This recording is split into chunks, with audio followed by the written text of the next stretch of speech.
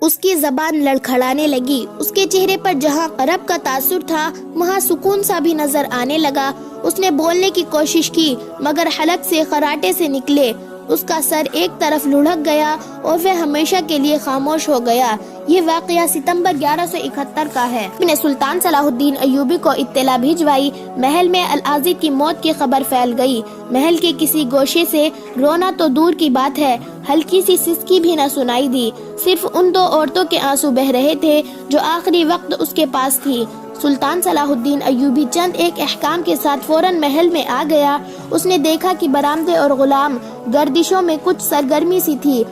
اسے شک ہوا۔ اس نے محافظ دستے کے کمانڈر کو بلا کر حکم دیا کہ محل کے تمام کمروں میں گھوم جاؤ، تمام مردوں، عورتوں اور لڑکیوں کو کمروں سے نکال کر باہر صحن میں بٹھا دو اور کسی کو باہر نہ جانے دو، کسی کو کیسی ہی ضرورت کیوں نہ ہو، استبل سے کوئی گھوڑا نہ کھولو۔ سلطان صلاح الدین ایوبی نے محل پر قبضہ کرنے کا حکم دے دیا۔ اس نے عجیب چیز یہ دیکھی کہ العازد جو اپنے آپ کو بادشاہ بنائے بیٹھا تھا اور جس نے عورت اور شراب کو ہی زندگی جانا تھا، اس کی میت پر رونے والا کوئی نہ تھا۔ محل مردوں اور عورتوں سے بھرا پڑا تھا مگر کسی کے چہرے پر اداسی کا تاثر بھی نہ تھا۔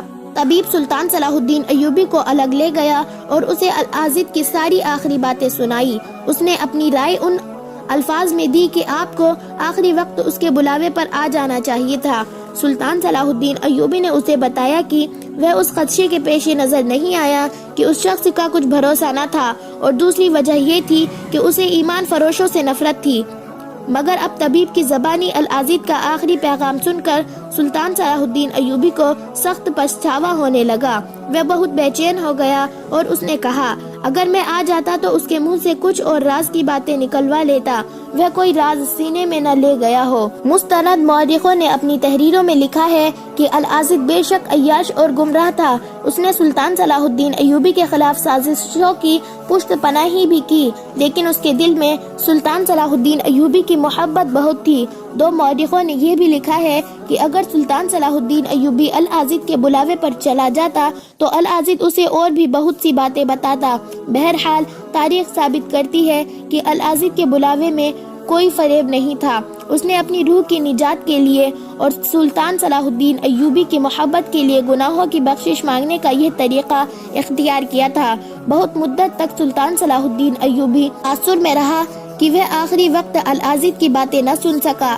بعد میں ان تمام افراد کے خلاف الزامات صحیح ثابت ہوئے تھے جن کی العازد نے نشاندہی کی تھی۔ سلطان صلاح الدین ایوبی نے ان تمام افراد کے نام علی بن سفیان کو دے کر حکم دیا کہ ان سب کے ساتھ اپنے جاسوسوں اور سراغ رسا لگا دو، لیکن کسی کو مکمل شہادت اور ثبوت کے خلاف گرفتار نہ کرنا۔ ایسے طریقے اختیار کرو کہ وہ عین موقع پر پکڑے جائیں، کہیں ایسا نہ ہو کہ کسی کے ساتھ بے انصافی ہو جائے۔ یہ احکام دے کر اس نے تجہیز و تفدین کے انتظامات کرائے۔ اسی شام العازد عام قبرستان میں دفن کر دیا گیا، جہاں تھوڑے ہی عرصے بعد قبر کا نام و نشان مٹ گیا۔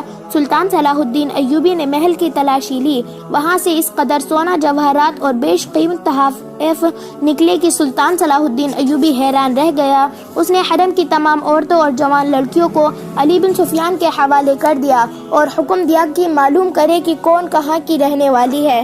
ان میں سے جو اپنے گھروں کو جانا چاہتی ہے انہیں اپنی نگرانی میں گھروں تک پہنچا دو، اور ان میں جو غیر مسلم اور فرنگی ہے ان کے متعلق پوری طرح چھان بین کر کے معلوم کرو کہ وہ کہاں سے آئی تھی اور ان میں مشتبہ کون کون سی ہے۔ مشتبہ کو آزاد نہ کیا جائے بلکہ اس سے معلومات حاصل کی جائے۔ سلطان صلاح الدین ایوبی نے محل سے برآمد ہونے والا مال و دولت ان تعلیمی اداروں، مدرسوں اور ہسپتالوں میں تقسیم کر دیا جو انہیں مصر میں کھولے گئے تھے۔ العازد نے مرنے سے پہلے اپنے محافظ دستے کے سالار رجب کے متعلق بتایا تھا کہ وہ سوڈان میں روپوش ہے، جہاں وہ سلطان صلاح الدین ایوبی کے خلاف فوج تیار کر رہا ہے اور وہ صلیبیوں سے بھی مدد لے رہا ہے۔ علی بن سفیان نے 6 ایسے جانباز منتخب کیے جو لڑاکا جاسوس تھے۔ ان کا کمانڈر رجب کو پہچانتا تھا۔ انہیں تاجروں کے بھیس میں سوڈان روانہ کر دیا گیا۔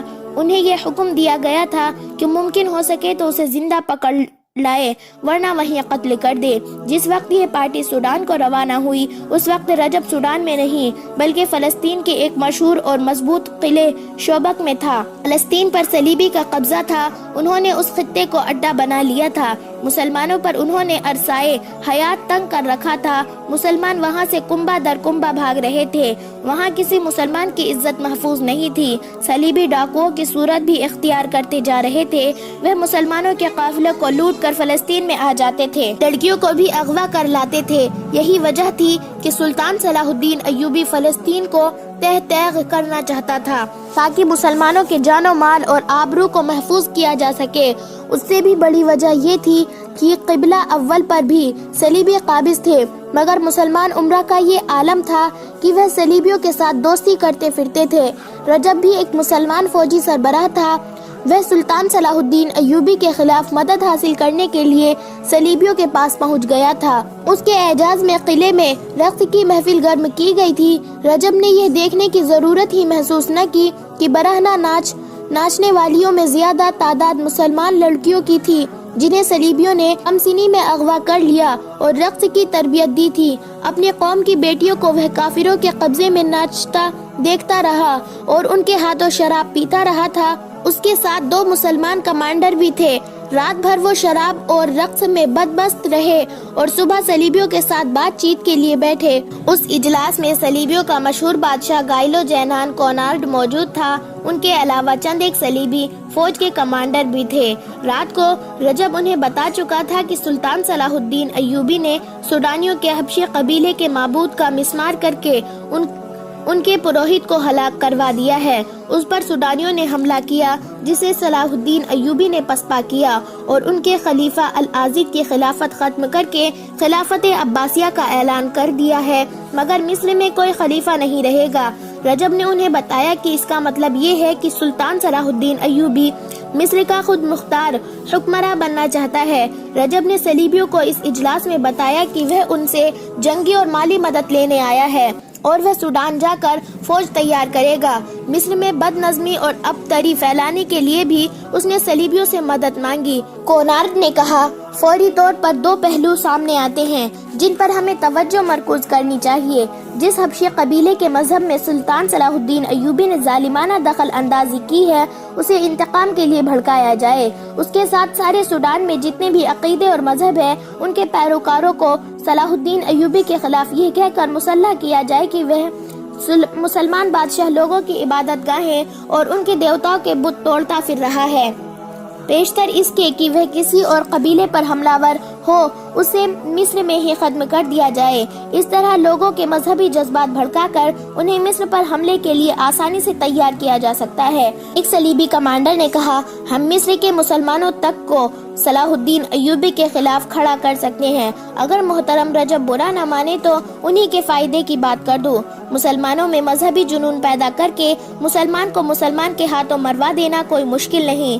جس طرح ہمارے مذہب میں بعض پادریوں نے اپنے آپ کو گرجوں کا حاکم بنا کر اپنے وجود انسان اور خدا کے درمیان کھڑا کر دیا ہے، بالکل اسی طرح اسلام میں بھی بعض اماموں نے مسجدوں پر قبضہ کر کے اپنے آپ کو خدا کا ایجنٹ بنا لیا ہے۔ ہمارے پاس دولت ہے جس کے زور پر ہم مسلمان مولوی تیار کر کے مصر کی مسجدوں میں بٹھا سکتے ہیں۔ ہمارے پاس ایسے عیسائی بھی موجود ہیں جو اسلام اور قرآن سے بڑی اچھی طرح واقف ہیں، انہیں ہم مسلمان اماموں کے روپ میں استعمال کریں گے۔ صلاح الدین ایوبی کے خلاف کسی مسجد میں کوئی بات کہنے کی ضرورت نہیں۔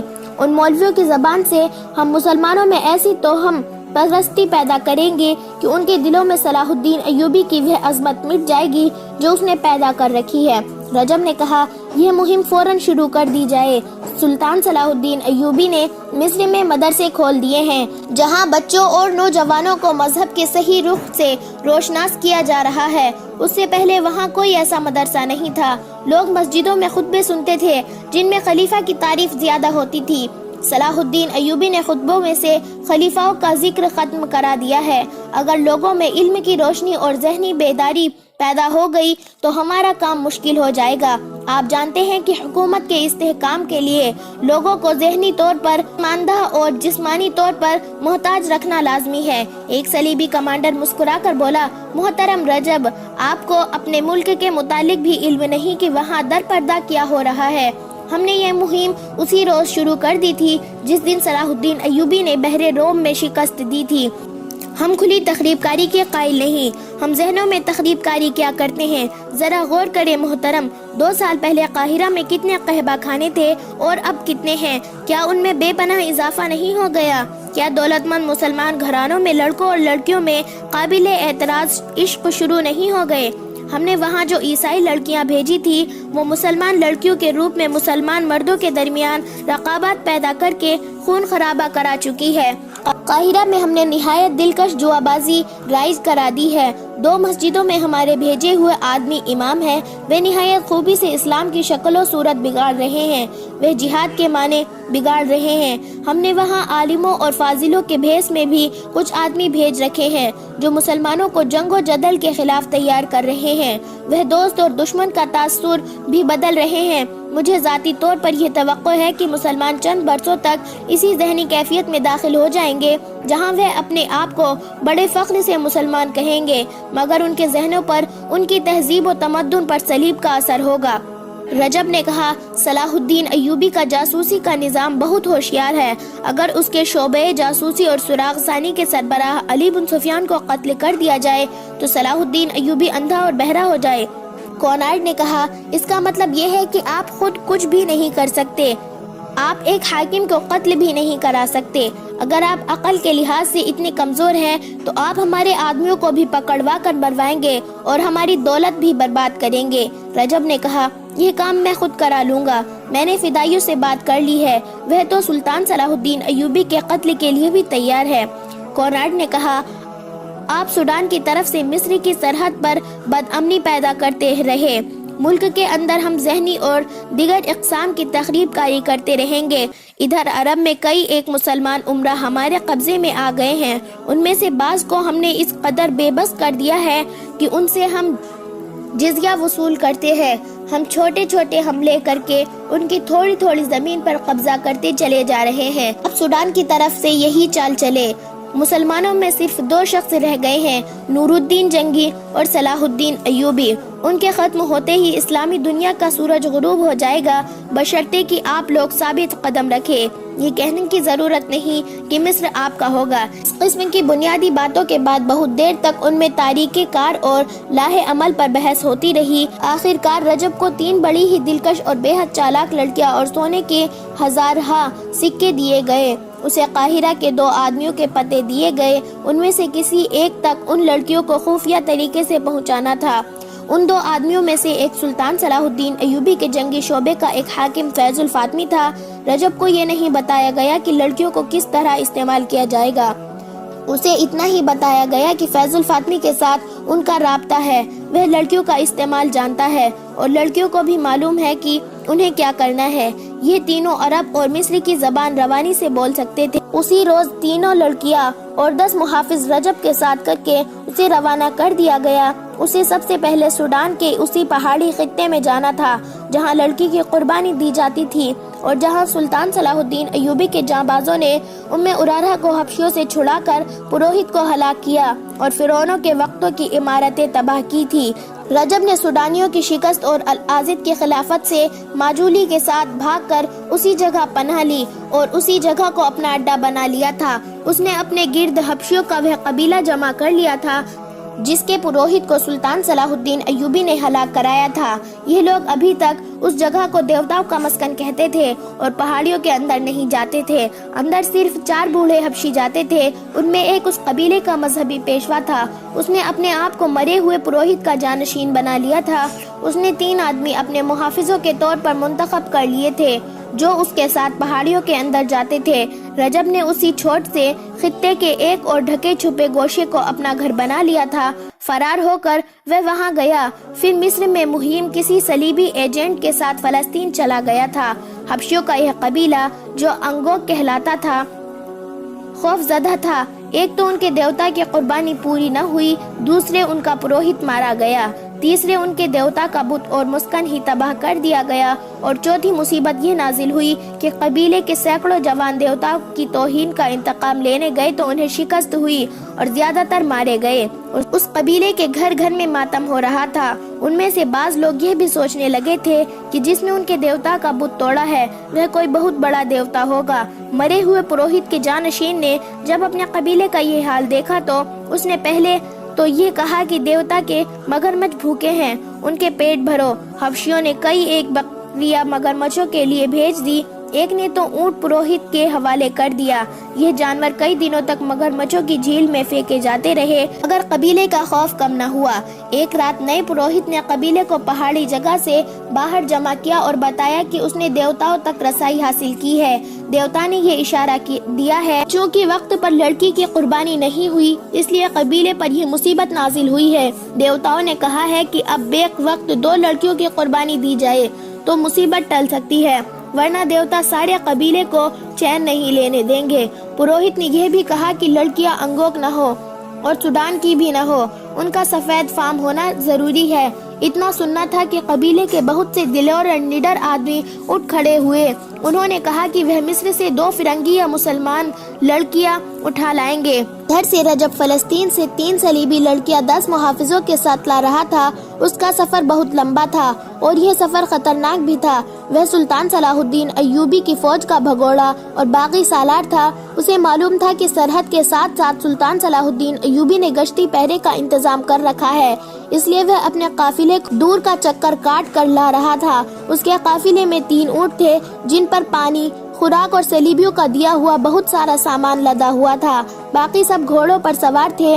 کئی دنوں کی مسافت کے بعد وہ دیوتاؤں کی پہاڑی مسکن میں پہنچ گئے۔ اس سے ایک ہی روز پہلے قبیلے کے پروہت نے کہا تھا کہ وہ سفید فام اور سوڈان کے باہر کی لڑکیوں کا انتظام کرو۔ رجب سب سے پہلے پروہت سے ملا۔ پروہت نے اس کے ساتھ 3 سفید فام اور بہت سی حسین لڑکیاں دیکھی تو اس کی آنکھیں چمک اٹھی۔ یہ لڑکیاں قربانی کے لیے موزوں تھی۔ اس نے رجب سے لڑکیوں کے متعلق پوچھا تو رجب نے اسے بتایا کہ انہیں وہ خاص مقصد کے لیے اپنے ساتھ لایا ہے۔ رجب لڑکیوں کو پہاڑیوں کے اندر ایک ایسی جگہ لے گیا، سرسبز اور خوشنما تھی اور 3 طرف سے پہاڑیوں میں گھری ہوئی تھی۔ وہاں رجب نے خیمے گاڑ دیے تھے۔ لڑکیوں کو چوری چھپے موقع محل دیکھ کر قاہرہ میں ان 2 آدمیوں کے حوالے کرنا تھا جن کا عطا پتہ اسے صلیبیوں نے دیا تھا۔ لڑکیوں کے آرام اور آسائش کا پورا انتظام تھا۔ رجب نے وہاں شراب کا بھی انتظام کر رکھا تھا۔ رات اس نے سفر سے کامیاب لوٹنے کی خوشی میں جشن منایا۔ صلیبی محافظوں کو بھی شراب پلائی، لڑکیوں نے بھی پی۔ آدھی رات کے بعد جب محافظ اور اس کے اپنے چند ایک ساتھی جو پہلے ہی وہاں موجود تھے سو گئے تو رجب ایک لڑکی کو بازو سے پکڑ کر اپنے خیمے میں لے جانے لگا۔ لڑکی اس کی نیت بھاپ گئی۔ اس نے اسے کہا، میں طوائف نہیں ہوں، میں یہاں صلیب کا فرض پورا کرنے آئی ہوں۔ میں آپ کے ساتھ شراب پی سکتی ہوں مگر بدی قبول نہیں کروں گی۔ رجب نے اسے ہنستے ہوئے اپنے خیمے کی طرف گھسیٹا تو لڑکی نے اپنا بازو چھڑا لیا۔ رجب نے دست درازی کی تو لڑکی دوڑ کر اپنے ساتھی لڑکیوں کے پاس چلی گئی۔ وہ دونوں بھی باہر آ گئی۔ انہوں نے رجب کو سمجھانے کی کوشش کی کہ وہ انہیں غلط نہ سمجھے۔ رجب کو غصہ آ گیا۔ اس نے کہا، میں جانتا ہوں کہ تم کتنی پاک باز ہو، بے حیائی تمہارا پیشہ ہے۔ لڑکی نے کہا، اس پیشے کا استعمال ہم وہاں کرتی ہیں جہاں اپنے فرض کے لیے ضروری ہوتا ہے، ہم عیاشی کے خاطر عیاشی نہیں کیا کرتی۔ رجب ان کی کوئی بات سمجھنا نہیں چاہتا تھا۔ آخر لڑکیوں نے اس سے کہا، ہمارے ساتھ 10 محافظ ہیں، وہ ہماری حفاظت کے لیے ساتھ آئے ہیں، انہیں کل واپس چلے جانا ہے۔ اگر ہم نے ان کی ضرورت محسوس کی تو انہیں یہاں روک سکتی ہے یا خود یہاں سے جا سکتی ہے۔ رجب چپ ہو گیا مگر اس کے تیور بتا رہے تھے کہ وہ لڑکیوں کو بخشے گا نہیں۔ وہ رات گزر گئی۔ دوسرے دن رجب نے فلسطین سے ساتھ لائے ہوئے محافظوں کو رخصت کر دیا۔ دن گزر گیا۔ شام کے وقت رجب لڑکیوں کے ساتھ بیٹھا ادھر ادھر کی باتیں کر رہا تھا کہ پروہت اپنے 4 حبشیوں کے ساتھ آ گیا۔ اس نے سوڈانی زبان میں رجب سے کہا، ہمارے دیوتا ہم سے ناراض ہے، انہوں نے 2 فرنگی یا مسلمان لڑکیوں کی قربانی مانگی ہے۔ یہ لڑکیاں قربانی کے لیے موزوں ہے، ان میں سے 2 لڑکیاں ہمارے حوالے کر دو۔ رجب چکرا گیا۔ اس نے جواب دیا، یہ لڑکیاں قربانی کے لیے نہیں ہیں، ان سے ہمیں بہت کام لینا ہے اور انہی کے ہاتھوں ہمیں تمہارے دیوتاؤں کے دشمن کو مروانا ہے۔ روہت نے کہا تم جھوٹ بولتے ہو، تم ان لڑکیوں کو یہاں تفریح کے لیے لائے ہو، ہم ان میں سے 2 لڑکیوں کو قربان کریں گے۔ رجب نے بہت دلیلی دی مگر پروہت نے کسی ایک کی دلیل کو بھی قبول نہ کیا۔ اس کے دماغ پر دیوتا سوار تھے۔ اس نے اٹھ کر 2 لڑکیوں کے سروں پر باری باری ہاتھ رکھے اور کہا یہ دونوں دیوتا کے لیے ہیں، انگوک کی نجات ان 2 لڑکیوں کے ہاتھ میں ہے۔